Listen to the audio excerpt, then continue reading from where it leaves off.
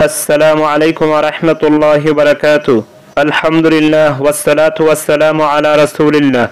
আশা করি আপনারা সকলে ভালো আছেন আল্লাহ রাব্বুল আলামিনের রহমতে এবং দয়ায়। বিপদ মুসিবত থেকে বাঁচার জন্য মানুষে কি না করে, প্রত্যেকটি বস্তু প্রত্যেকটি বিষয় প্রস্তুত রাখে যাতে করে বিপদ মুসিবত না আসে।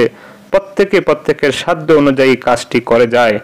তবে বিপদ মুসিবতের মালিক একমাত্র আল্লাহ রাব্বুল আলামিন এবং তাহা থেকে মুক্ত রাখার মালিকও আল্লাহ রাব্বুল আলামিন।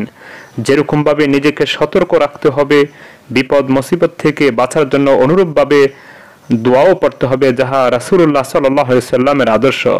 তো সুপ্রিয় দর্শক, আমি ছোট একটি দোয়া উল্লেখ করব, যে দোয়াটি পাঠ করলে রাসূলুল্লাহ সাল্লাল্লাহু আলাইহি সাল্লাম বলেছেন যে মৃত্যুর আগ পর্যন্ত তার উপরে কোনো বিপদ মুসিবত আসবে না। যে হাদিসটি এসেছে তবরানী শরীফে এবং হাদিসের অন্যান্য কিতাবে হযরত বুসর ইবনে আরতাদ রাদিয়াল্লাহু আনহু থেকে দোয়াটি বর্ণিত। দোয়াটির অর্থ হলো, হে আল্লাহ, তুমি আমার সবকিছুর শেষ পরিণাম ভালো করো এবং আমাকে রক্ষা করো দুনিয়ার লাঞ্ছনা ও পরকালের আযাব থেকে। তো সুপ্রিয় দর্শক, দোয়াটি হলো, আল্লাহুম্মা আহসিন আকিবাতি ফিল উমুরি কুল্লিহা ওয়া আজিরনি মিন খিজিদ দুনিয়া ওয়া আযাবিল আখিরাহ।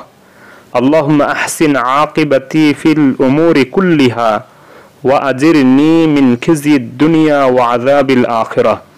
সুপ্রিয় দর্শক, রাসূলুল্লাহ সাল্লাল্লাহু আলাইহি সাল্লাম বলেছেন, যে ব্যক্তি দোয়াটি নিয়মিত পড়বে তার উপরে কোনো ধরনের মুসিবত বিপদ আসবে না মৃত্যুর আগ পর্যন্ত। আল্লাহ তাআলা সকলকে এর উপর আমল করার তৌফিক দান করুন। আমিন। আসসালামু আলাইকুম ওয়া রাহমাতুল্লাহ।